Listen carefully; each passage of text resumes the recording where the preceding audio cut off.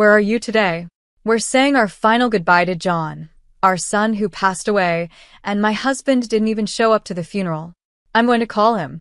When I did, his voice sounded cheerful. I'm in Bermuda for my parents' 73rd anniversary, he said. My mom overheard and was shocked at first, but then she got really angry. They're in Bermuda? She yelled. Mom lost her temper and decided to confront my husband and his parents. My name is Mary. I'm 43 years old and work in an office. I married my husband Larry 13 years ago, and we have one son together. Our son John is in the hospital. He was diagnosed with leukemia 4 years ago and has been there ever since. Even though he started elementary school, he couldn't go much, but his classmates would visit sometimes, and that made him really happy. Seeing John smile and fight so hard gives me strength. My parents visit John every day too. I can't wait for John to get better so we can go out and eat some delicious food together. My mom says John has been really brave through his tough treatments. My mom is still healthy, but my dad was diagnosed with dementia a few years ago, and sometimes he says things that don't make sense. When he came to see John the other day, he mistook me for a nurse and thanked me for taking care of his grandson. It made me sad, but I was also surprised that he hadn't forgotten about John. Even though he mixes things up, he still knows John is sick. My mom sighed and said it's clear Dad is really worried about John. John understands about dementia too, so when his grandpa says something odd, he just plays along nicely. While John's school friends and my parents are worried about him, it feels like my husband doesn't care. I asked him, "Can't you come visit John? Aren't you worried about him going through all these treatments?" But my husband said, "John doesn't like me, so it's probably better if I don't. I stay away because I'm really busy." It's true that John and his dad didn't get along, but as his father, Larry should still try to be there for him. Larry never helped with taking care of John after he was born, so it's no surprise John didn't like him. Larry seemed to care more about his own parents than his son. Whenever he had free time, he would go to their place, saying he was busy helping them. My in-laws don't seem to care about John either. They hardly ever visit him in the hospital. It's really cold-hearted, not just on Larry's part, but his parents too. My mom was clearly unhappy with how Larry and his parents were acting. She complained with a disapproving look, especially annoyed that my husband doesn't come to see his son. I half-jokingly said, "Maybe I married the wrong person. Larry was so kind when we were dating, but now he's cold to both me and John, even though our son is seriously ill. My husband only seems to care about his own parents, and it's really starting to bother me." Mom seemed to think I regretted marrying Larry. She looked at me sadly and said, "If I had known Larry was like this, I would never have introduced him to you. I feel like I was misled by the uncle who introduced you to. My husband and I met through my dad's brother. It seems my uncle and father-in-law knew each other, and when they talked about finding a wife for Larry, my name came up. I wasn't seeing anyone at the time, so I decided to meet Larry casually. He seemed kind, and I liked him, but I wasn't ready for marriage yet. However, Larry really liked me and asked if we could start dating seriously. Before I knew it, we were getting married. My mom also noticed that Larry's parents changed completely after we got married. Before, they seemed humble, but after the wedding, they became different people. My mother-in-law, who was always smiling before, suddenly turned strict and spoke harshly to me. She said, "Mary, you're part of this family now, so you need to do as I say. If you don't listen, we'll make sure you get a proper divorce quickly." I thought my father-in-law was a quiet man, but he started making insulting remarks like, "We only let you marry Larry because the head of our family introduced you. Otherwise, there's no way we would have let someone like you marry our son." He would say that whenever there was an issue. My uncle runs a real estate company, and my father-in-law has a contract with it. When my uncle introduced me, he apparently mentioned that I was from a wealthy family. Because of this, my father-in-law thought my dad owned a lot of properties, which is why he made those remarks. I hadn't heard anything about this from my dad or uncle, so I believed what my father-in-law said. After we got married, we moved into the house where my maternal grandparents used to live. My grandparents had passed away, and the house was empty, so we renovated it a bit and moved in. My family had considered renting out the house because leaving it empty could lead to it falling apart. But when my husband found out about the empty house, he pleaded with my parents, saying, "I promise we'll take good care of it, so please let us live there. The house is close to her family too, so we can also help look after her parents." That made sense since it was near his family too, and we could both help out our parents. However, having his parents close by, especially after they changed so much after the wedding, became a burden for me. On top of that, Larry would often invite his parents over to our house and start bragging, saying things like, "Our house is new and must make you so jealous. It's a lot bigger, maybe even twice the size of yours." When Larry talked like he owned the place, his father seemed annoyed, but his mother smiled and said, "We could live together here. It might be an old house, but it's better than where we live now." After they left, I asked my husband, "Are you planning to have your parents move in with us? This isn't even your house." My husband just laughed and said it was a joke, but even if he was joking, my mother-in-law seemed serious about moving in, which made me uneasy. After that, my in-laws kept coming over, looking around the house and saying whatever they wanted. Living here would be better than our poor house. At least there's no rent in this dump, my father-in-law said. I was annoyed when he called it a dump, and my mother-in-law ignored me while picking out a room for herself. Since my husband wasn't speaking up, I decided to tell them the truth. We're borrowing this house from my parents. My grandparents used to live here, so of course it's a bit old. My in-laws were surprised to hear that, but then my father-in-law quickly responded with an angry look, "That's why it's in such poor condition." He called it poor, but I thought it was better than their house. My mother-in-law didn't seem to believe me and started saying whatever she wanted, asking, "Why are you lying? I trust my son more than you." Even though my mother-in-law didn't believe me, it didn't change the fact that we were borrowing the house, so I didn't argue further. I was worried about what would happen if my in-laws tried to move in with us, but when I found out I was pregnant, the whole discussion about the moving in stopped. Maybe they realized they'd have to help with the baby if they lived with us, so they suddenly became quiet. My mother-in-law said, "Mary's parents should take care of the baby since they live nearby, so I won't have to do it." I never asked her for help with the baby, but she said that anyway. Since we lived close to both my parents and my in-laws, I couldn't stop thinking that she really didn't want to help with the baby. I wondered how they could not be excited about their first grandchild. When I told my mom what my mother-in-law said, she just laughed and said, "Leave the babysitting to me. You don't need to ask someone who doesn't want to care for their sweet grandchild." I thought my mom was right and planned to ask for her help once the baby was born. After a while, when my son was born, my parents were thrilled, but my in-laws only visited once. My husband also didn't seem moved by the birth of our son, which was disappointing. My mom tried to cheer me up by saying, "Don't worry, once the baby arrives, Larry will develop affection for him. He might not feel like a father yet." But my husband continued to show no interest in our son. Then, when our son turned 6, he became ill. After tests at the hospital, he was diagnosed with pediatric cancer. My husband, who was supposed to support me through the shock, said, "You'll have to cover the medical expenses yourself. It's not my problem." I was angry at his attitude as a father. My mother-in-law also made harsh remarks saying, "It's because Mary passed on her genes that John has cancer. None of our relatives have anything like that, so it must be your fault." Hearing my husband and mother-in-law's comments, my father stood up for me, saying, "Don't you care about John? We'll take care of him, so you can do whatever you want." My father, who was very supportive at that time, made my husband and in-laws leave quietly. Even though I was already distressed by my son's illness, their harsh words made me feel even worse. My mom encouraged me, saying, "Don't be discouraged. John will be upset if you don't stay strong. We'll do everything we can to support you. Let's work together." Encouraged by my mother, I decided to stay strong for my son. I realized I couldn't rely on my husband anymore, so I focused on taking care of our son and working. My parents, who were already retired, helped with looking after him, and I was very grateful.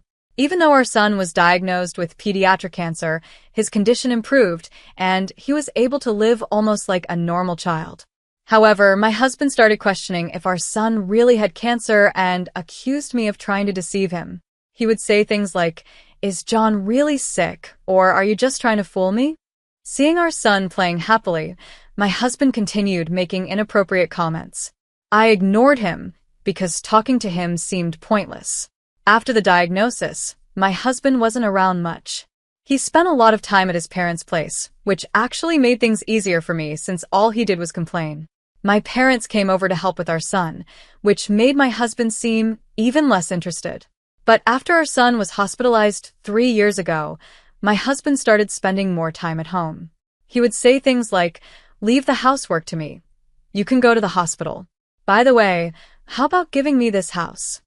When I came back from the hospital, he would smirk and make these comments. I ignored him, but I could tell he was more concerned about the house again. I was annoyed, thinking about how he was planning to move in with his parents without caring about our son. Around this time, my father was diagnosed with dementia and both my mom and I were busy, so we couldn't focus on our house. We hadn't explained my father's condition to my husband or in-laws, so even when my father came over, my husband didn't seem to notice what was happening. "Your parents came over today, but they were just walking around. Aren't they going to help with John?"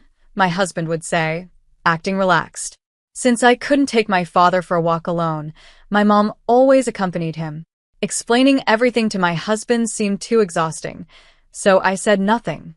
My uncle also visited occasionally and often had serious discussions with my mother.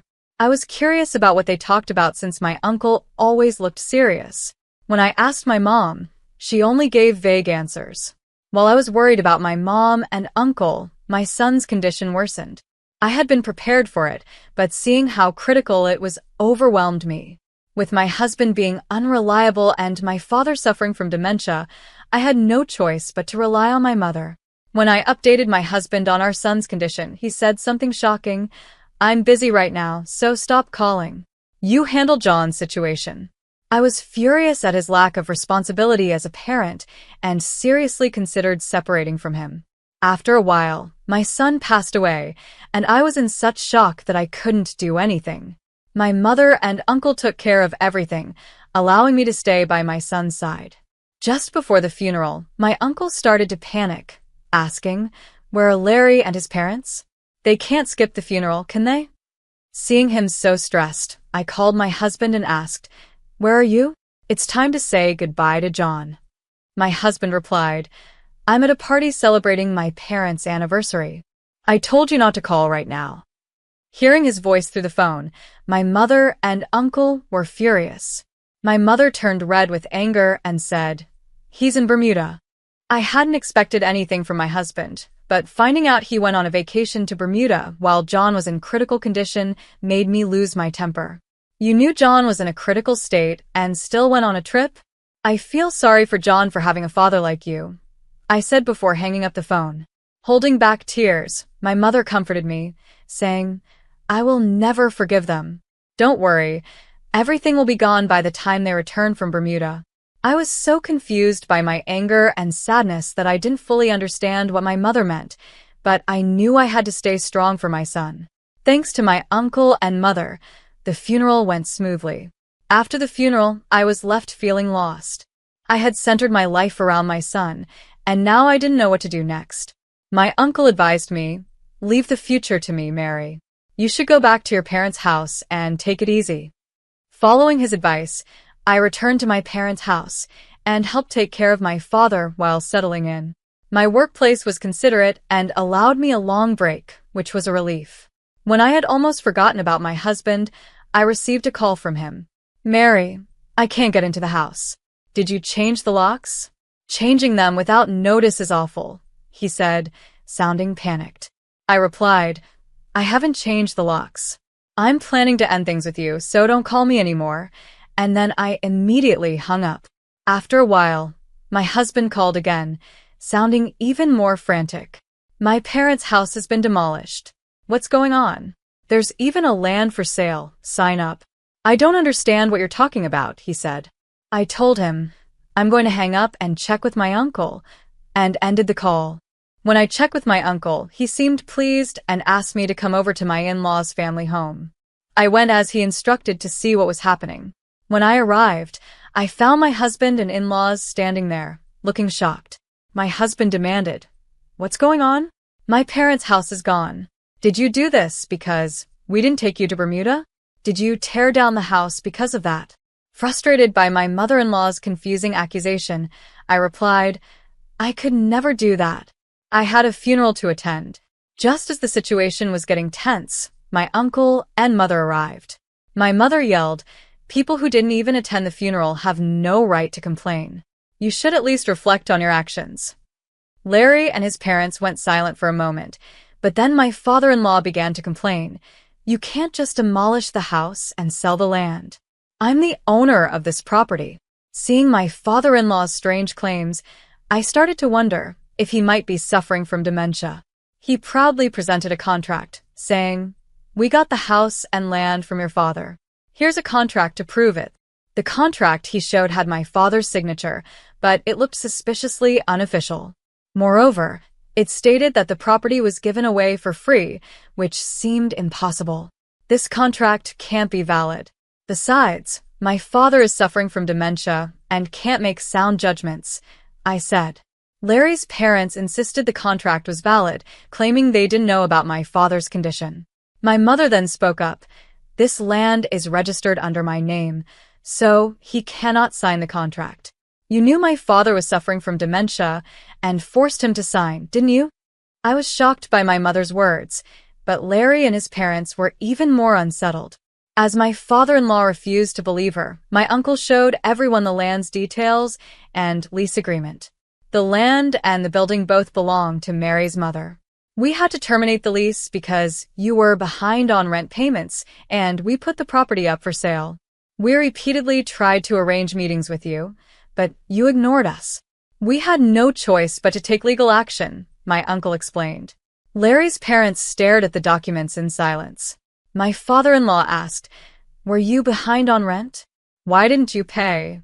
My mother-in-law, looking confused, admitted, I thought it was fine since we became relatives with her uncle. Then, she revealed the truth. Actually, we were planning to deceive your father into giving us the land, so we didn't think we needed to pay the rent. I was shocked to hear about the unpaid rent, but I became even angrier when I realized they had planned to deceive my father from the start. My anger grew, and I was about to protest when Larry suddenly pulled out a contract and, looking regretful, asked my mother, is the house we live in also yours? Does that mean this contract is meaningless too? The contract Larry was holding had my father's signature, just like the previous one. It seemed Larry had misunderstood, thinking our home also belonged to my father, and had created a fake contract. It's ridiculous that they tried to deceive us without even checking who owned the land. I'm glad we found out in time, my mother said, astonished, while Larry and his parents shook with anger. My mother then explained that her father was a significant landowner in the area, including around their home, which shocked both Larry and me. Suddenly, a young woman appeared and demanded, please pay for the travel expenses I covered.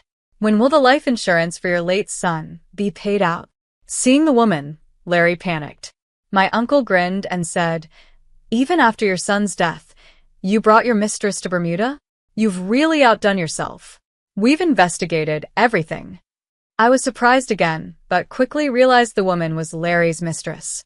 It seemed my uncle had suspected Larry of cheating and had secretly investigated. As my mother and uncle discussed the situation seriously, the woman, who had appeared at the worst possible time, quickly fled.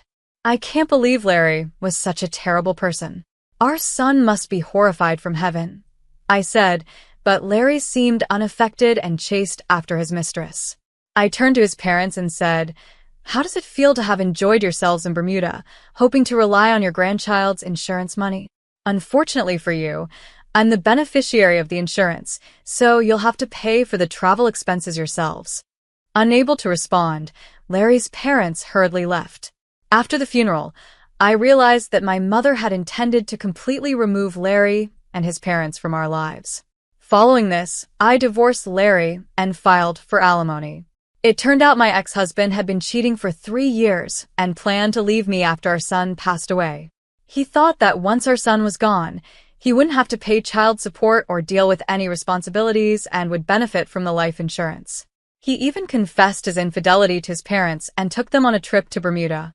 He knew about my father's dementia and took advantage of it by secretly getting him to sign a contract while our son was critically ill.